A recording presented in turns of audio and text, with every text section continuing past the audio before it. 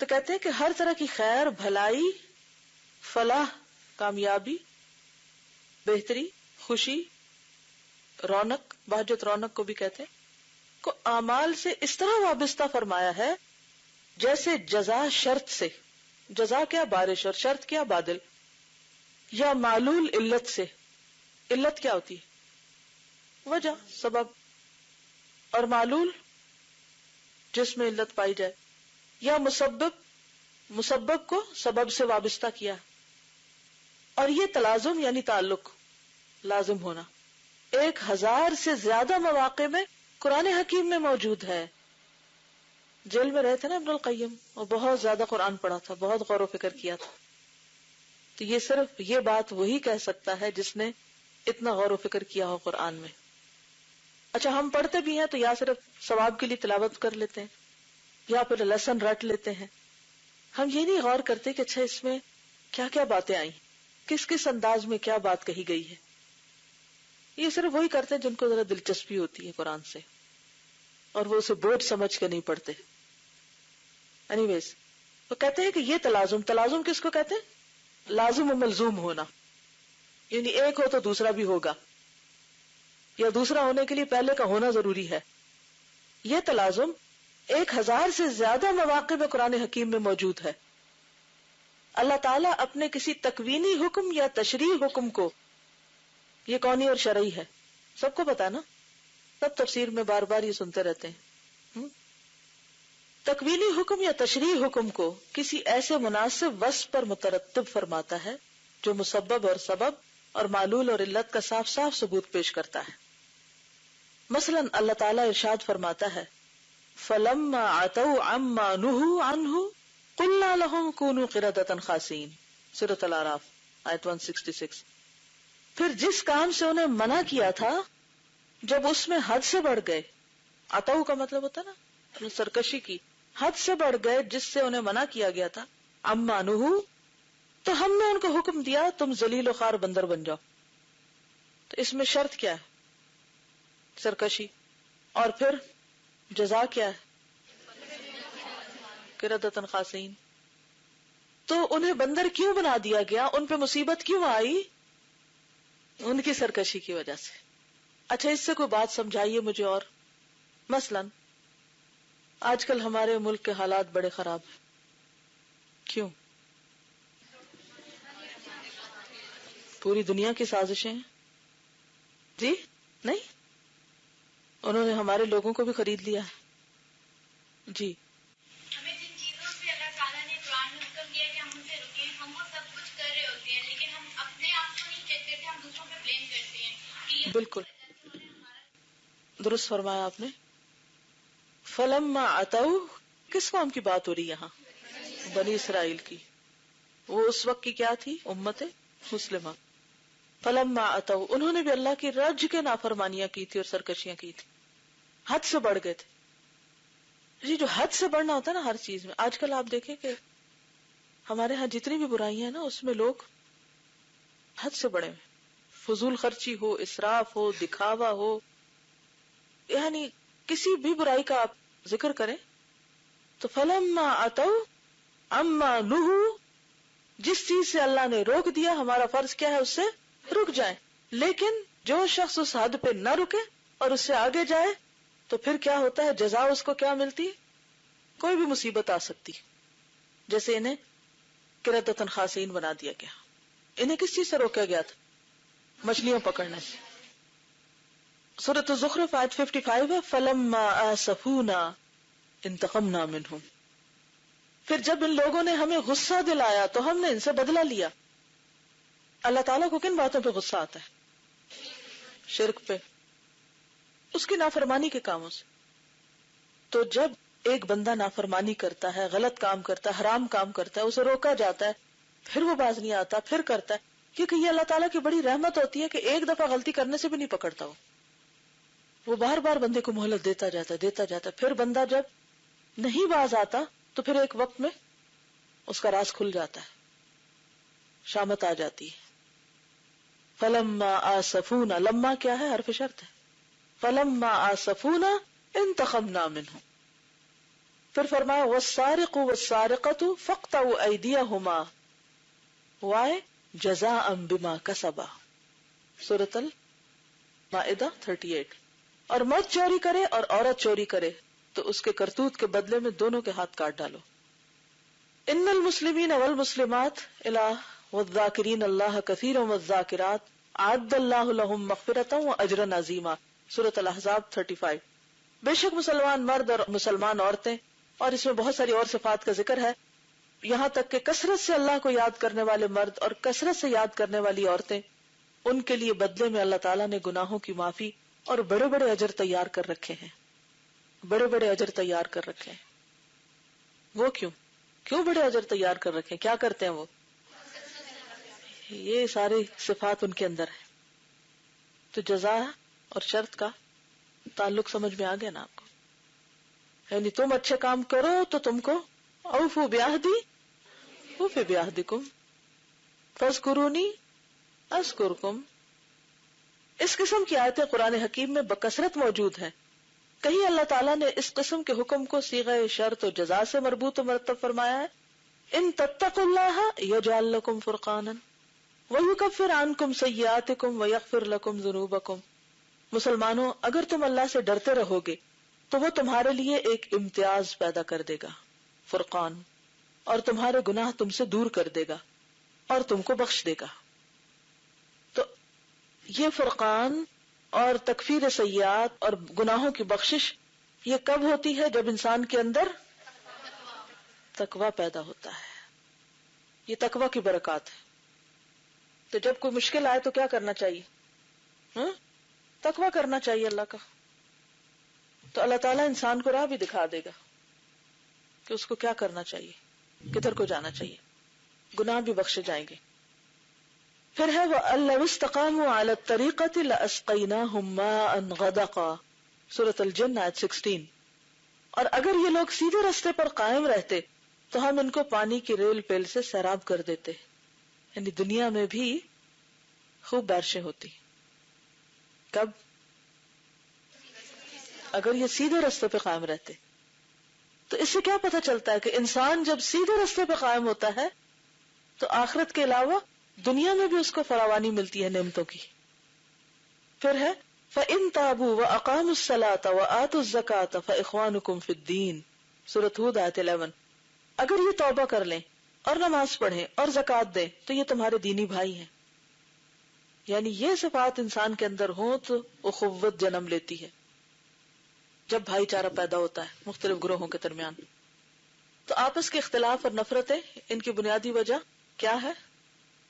اللہ کے احکامات سے دوری۔ اس قسم کی آیتیں بھی قرآن حکیم میں بکثرت موجود ہیں، جبکہ اللہ تعالیٰ کبھی لام تعلیل کے ساتھ اس قسم کے حکم کو نتیجہ اور معلول قرار دیتا ہے۔ لام کی بھی کئی قسمیں ہوتی ہیں نا، تو لام تعلیل کا مطلب علت سے ہے۔ لِيَدَّبَّرُوا آیَاتِهِ وَلِيَتَذَكَّرَ أُولُو الْأَلْبَابِ، سورۃ صاد آیت 29۔ تاکہ لوگ اس کی آیتوں پر غور کریں اور عقل مند لوگ اس سے نصیحت پکڑیں۔ تو یہاں لام کیا ہے؟ لام تعلیل۔ اس سے پہلے آیت کا حصہ کیا ہے؟ کتاب انزلناہ الیک مبارک، یہ کتاب جو ہم نے آپ کی طرف نازل کی ہے بابرکت ہے۔ کیوں نازل کی ہے؟ تاکہ لوگ کیا کریں؟ غور و فکر کریں۔ تو پھر کیا ہوگا؟ نصیحت ملے گی اور واقعی برکت حاصل ہوگی۔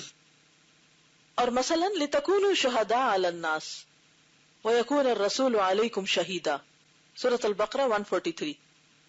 تاکہ لوگوں کے مقابلے میں تم گواہ بنو اور رسول تم پر گواہ بنے۔ تو یہ لام تعلیل کی مثال ہے۔ اور کبھی حرف کئی لا سے، جو تعلیل کے لیے آتا ہے، یعنی علت کے لیے، وجہ بیان کرنے کے لیے، حکم کی ترتیب کا اظہار فرماتا ہے۔ مثلا کئی لا یکون دولۃ بین الاغنیاء منکم، یہ حکم اس لیے دیا گیا کہ جو لوگ تم میں مالدار ہیں یہ مال انہی میں دائم نہ رہے، اس لیے زکوٰۃ کا حکم دیا گیا۔ اور کبھی با سبب کے ساتھ، با کی بھی کئی قسمیں نا، با زائدہ بھی ہوتی ہے، با معیت کی بھی ہوتی ہے، اور با سببیہ بھی ہوتی ہے۔ مثلا ذالک بما قدمت ایدیکم، سورۃ آل عمران 182، اور یہ تمہارے ہاتھوں نے جو پہلے کیا اس کا نتیجہ ہے۔ یہاں با بوجہ کے معنوں میں آ رہا ہے۔ بما کنتم تعلمون، تعملون ہونا چاہیے۔ تمہارے عمل کا بدلہ ہے. اس کو یہاں درست کر لیجئے. بما کنتم تکسبون تمہارے کسب کا نتیجہ ہے. ذالک بانہم کانوا یکفرون بآیات اللہ البقرہ 61. یہ اس کا بدلہ ہے جو یہ لوگ خدا کی آیتوں کا انکار کرتے رہے. اور کبھی صریح یا محذوف مفعول کے ذریعے علت اور معلول کو واضح فرماتا ہے. کیا کہا آپ بتائیے؟ کبھی جی بعض اوقات کلام کے اندر کچھ لفظ محذوف ہوتے ہیں، یعنی وہ نظر نہیں آ رہے ہوتے لیکن معنی ان کا وہاں موجود ہوتا ہے. تفسیر کے دوران کہیں کہیں میں ذکر کرتی ہوں کہ یہاں فلاں چیز حذف ہے، یہ محذوف ہے. تو مفعول اگر محذوف ہو تو اس کے ذریعے بھی اور کبھی ظاہر ہو تو بھی علت و معلول کی وضاحت ہوتی ہے. فرجل وامرأتان ممن ترضون من الشہداء ان تدل احداہما فتذکر احداہما الاخرى. تو ایک مرد اور دو عورتیں جو تمہیں پسندیدہ ہوں ان کو گواہ بنا لو تاکہ اگر کوئی ایک بھول جائے تو دوسرا اسے یاد دلا دے. یعنی ایک مرد اور دو عورتیں کیوں، اس کی علت کیا ہے؟ ہاں ان تقولوا یوم القیامت انا کنا عن ھذا غافلین، سورۃ الاعراف 172. قیامت کے دن تم یہ کہو گے کہ بے شک ہم اس چیز سے غافل تھے. ان تقولوا انما انزل الکتاب علی طائفتین من قبلنا الانعام 157. تم یہ کہو کہ یہ کتاب تو ہم سے پہلے دو گروہوں پر ہی اتاری گئی تھی. یعنی کراہتن ان تقولوا، یعنی کہیں ایسا نہ ہو کہ تم قیامت کے دن کہو کہ ہم سے پہلے لوگوں کو تو کتاب ملی، ہمیں تو کوئی کتاب ہی نہیں ملی تھی. اور کبھی اللہ تعالیٰ فا سببیہ کے ساتھ حکم کو ماقبل کا نتیجہ قرار دیتا ہے. فَكَذَّبُوهُ فَعَقَرُوهَا فَدَمْدَمَ عَلَيْهِمْ، یہاں جو فا ہے فَدَمْدَمَ عَلَيْهِمْ رَبُّهُمْ بِذَنبِهِمْ فَسَوَّاهَا. تو دمدم اور سوا جو ہے اس کے ساتھ جو فا ہے یہ کون سا فا ہے؟ سبب کا ہے. اس پر بھی ان لوگوں نے پیغمبر کو جھٹلایا اور اونٹنی کو مار ڈالا تو ان کے پروردگار نے ان کے گناہ کے بدلے میں ان پر ہلاکت لا ڈالی اور سب کا پٹڑا کر دیا. سب کا پٹرا کر دیا کا مطلب تباہ کر دیا ان کو. اور مثلا فَعَصَوْا رَسُولَ رَبِّهِمْ فَأَخَذَهُمْ أَخْذَةً رَابِيَةً الحاقہ آیت 10. پس ان لوگوں نے پروردگار کے پیغمبر کی نافرمانی کی تو اس نے بھی ان کو بڑا سخت پکڑا. تو اس نے بھی ان کو بڑا سخت پکڑا. کس نے؟ کیوں پکڑا؟ تو اس سے کیا پتہ چلتا ہے کہ رسول کی نافرمانی سے کوئی نقصان ہوتا ہے؟ مستقل طور پر سنت نماز پڑھنی چھوڑ دینا کوئی فرض تھوڑی ہے، فرض ہی کافی ہے. کچھ لوگوں نے یہ وتیرہ بنا رکھا ہوتا ہے. اسی طرح اور سنتوں کو ترک کر دینی قرآن کی آیت تھوڑی ہے، کیا فرق پڑتا ہے، سنت ہی تو ہے.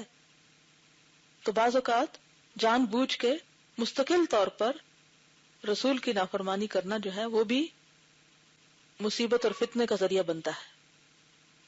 فَكَذَّبُوهُمَا فَكَانُوا مِنَ الْمُهْلَكِينَ سورۃ المؤمنون 48. غرض ان لوگوں نے موسیٰ اور ہارون علیہم السلام دونوں کو جھٹلایا تو یہ ہلاک کر دیے گئے. یہ اور اس کی مثل دوسری آیت ہے.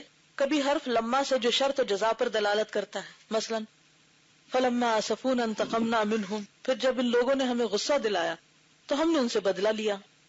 اور کبھی حرف انا کے ساتھ انہم کانوا یسارعون فی الخیرات، یہ اس لیے کہ یہ لوگ نیک کاموں میں جلدی کیا کرتے تھے. انہم کانوا قوم سوء فاغرقناہم اجمعین الانبیاء 77. یہ نافرمان بڑے بڑے لوگ تھے، ہم نے ان سب کو غرق کر دیا. یعنی غرق کرنے کی وجہ کیا تھی؟ ان کی نافرمانی. اور کبھی حرف لولا کے ساتھ جو اپنے ماقبل کو، ماقبل کا کیا معنی ہوتا ہے؟ پہلے والے کو اپنے ماں بعد سے مربوط کرتا ہے.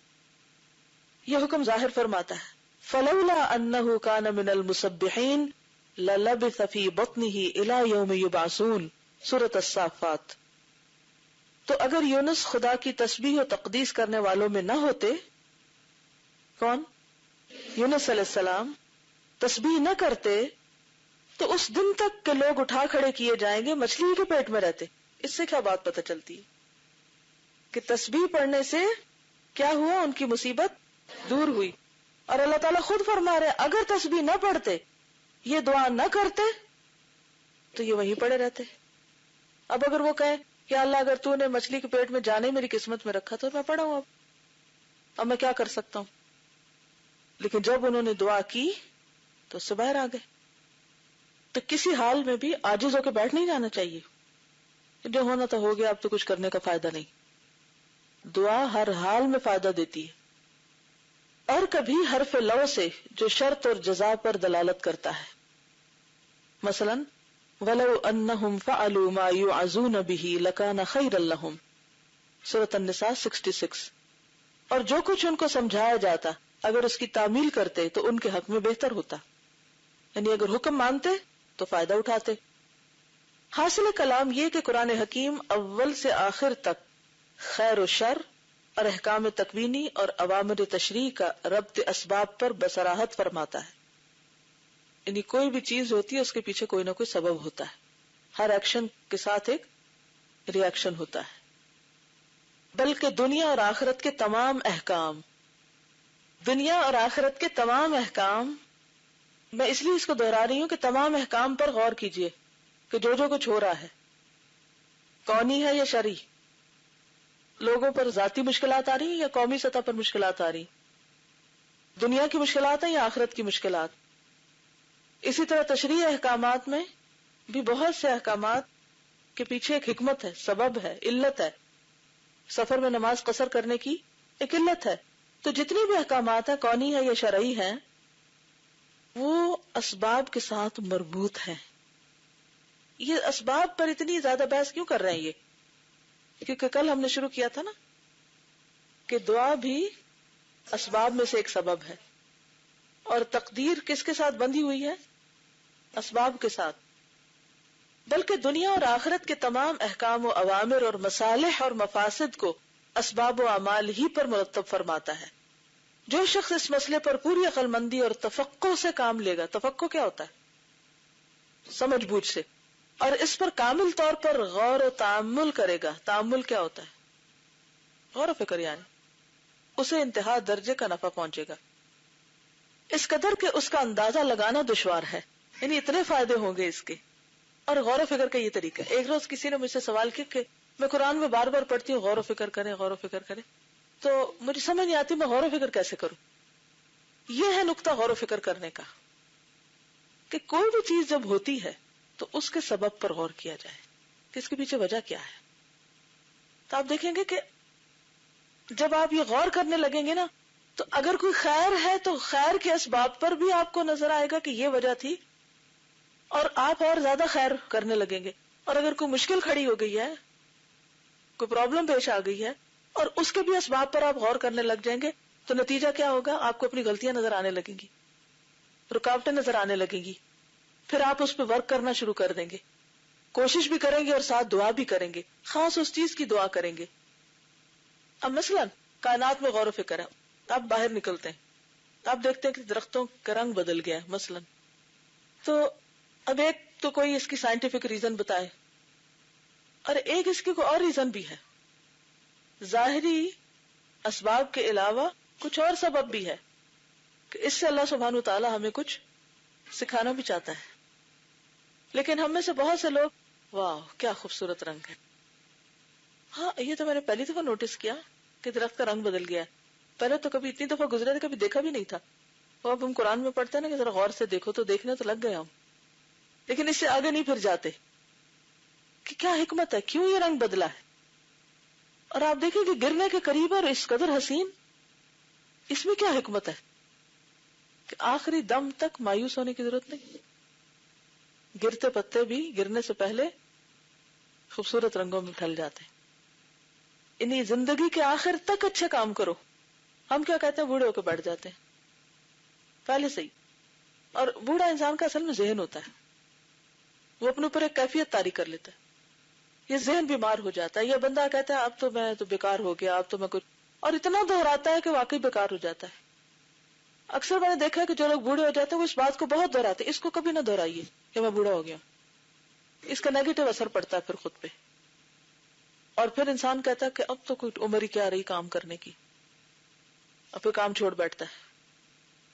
یہاں تو فال کے کلر اتنے نظر نہیں آتے, کینیڈا وغیرہ میں مختلف رنگ ہوتے ہیں, ایک نہیں کئی رنگ ہوتے ہیں. اور بعض اوقات درختوں کی ترتیب ایسی ہوتی ہے کہ وہ پورا گلدستہ لگتا ہے پھولوں کا. جیسے ہم بہار کے پھولوں کے رنگ دیکھتے ہیں نا, جیسے خزاں کے پتوں کے اس سے زیادہ خوبصورت رنگ ہوتے ہیں, جو عام طور پہ پھولوں کو بھی نہیں ہوتے. اور اس کثرت سے ہوتے ہیں, کیونکہ پھول تو کسی درخت پہ لگتے ہیں تو چند ایک لگتے ہیں نا, جو پورا درخت رنگ بدل لے تو پھر آپ سوچیں کہ اس کی اپنی ایک روشنی ہو جاتی ہے. اور اس کے بعد گرنا شروع ہو جاتے ہیں. تو مومن کی زندگی میں تو مایوسی کہیں بھی نہیں، بیکار ہونا ہے ہی نہیں. اینی تو بات یہ ہے کہ اسباب پر، ہر چیز کے سبب پہ غور کریں. مثلا ٹھوکر لگی آپ کو راہ چلتے، اب آپ کہیں گے ہاں دیکھا نا یہ کسی نے پھینکا تھا نا یہاں تو میں اٹک گئی اس سے، یہ انہوں نے صحیح بنایا نہیں، یہ کوئی طریقہ ہے دروازوں کے آگے اتنی اونچی بنیاں بنانے کا. مثلا بھئی یہ وہی جگہ تھا، یہاں سے روز گزرتی اور نہیں ٹھوکر لگتی، آج کیوں لگی؟ آج میں نے کون سا گناہ کیا؟ یہ میں پھسلی تو کیوں پھسلی؟ یہ چوٹ لگی تو کیوں لگی؟ ایک ہے ظاہری سبب اور ایک ہے باطنی سبب. بہت سے لوگ صرف ظاہری اسباب دیکھتے ہیں اور وہ اس کو برا بھلا کہے، اس کو برا بھلا کہے اور کہے کہ بس ختم. چینی کا بحران ہو گیا، وہ تو جلوس نکال رہے ہیں، اس کو برا بھلا کہہ رہے ہیں، ختم. کبھی سوچا کہ کیا وجہ ہے؟ پیچھے کیا وجہ؟ رزق سے محرومیاں کب ہوتی ہیں؟ لیکن ہم حقیقی اسباب پر غور نہیں کرتے. تو یہ ہے صحیح غور و فکر. اب یہ جو جملہ نے اس کو انڈر لائن کر لیجیے کہ خیر و شر، احکام تکوینی، امر تشریع، دنیا اور آخرت کے تمام احکام، اوامر، مصالح، مفاسد، ان سب چیزوں کے پیچھے کیا ہے؟ اسباب ہے. اسباب پر ہی مرتب فرماتا ہے. جو یہ غور و فکر کرے گا اسے انتہا درجے کا نفع پہنچے گا. اس قدر کہ اس کا اندازہ لگانا دشوار ہے. اور اپنی جہالت اور بے علمی، عجز اور کاہلی، بے عملی، افراط و تفریط کی ساری طاقتیں، سبحان اللہ، افراط و تفریط کیا ہوتا ہے؟ حد سے بڑھنا، یا تو حد سے کمی کرنا یا حد سے بڑھ جانا، کی وجہ سے ساری طاقتیں ضائع کرنے اور قوت عمل برباد کرنے کے لیے صرف اس تقدیر پر کبھی تکیہ اور بھروسہ نہیں کرے گا. یعنی ان ساری چیزوں پر ہم عام طور پر کس کو مورد الزام ٹھہرا دیتے؟ تقدیر کو، جس کا معنی یہ ہے کہ عاجزی، کاہلی، سستی اور بے عملی کو توکل سمجھ لیا گیا ہے، اور توکل اسی عاجزی، کاہلی اور بے عملی کا نام رکھ لیا گیا. بلکہ کامل ترین فقیہ، عقل مند اور سمجھدار انسان وہی ہے جو تقدیر کو تقدیر سے توڑے اور تقدیر کی تقدیر سے مدافعت کرے. اس کو انڈر لائن کر لیں، یہ میں نے اس کو اپنے لیے کیا ہوا. تقدیر کو تقدیر سے توڑے، تقدیر کی تقدیر سے مدافعت کرے، تقدیر کے مقابلے میں تقدیر کو لا کھڑا کر دے. اس کا مطلب یہ ہے کہ جب تقدیر کا بہانہ کرنے لگیں تو کوشش کریں اور کہیں کہ یہ بھی تقدیر ہے کہ کوشش کی جائے. جی، پلاننگ، تقدیر جو ہوتی ہے نا، پلاننگ کے لیے بھی ہوتی ہے تقدیر. یہ پھر وہی بات ہے نا جو اس روز کسی نے بات کہی تھی نا کہ دعا مانگنے کا کیا فائدہ؟ دعا بھی تو تقدیر ہی کا حصہ ہے. ٹھیک ہے نا؟ آج کے لیے اتنا ہی کافی ہے. السلام علیکم ورحمۃ اللہ وبرکاتہ.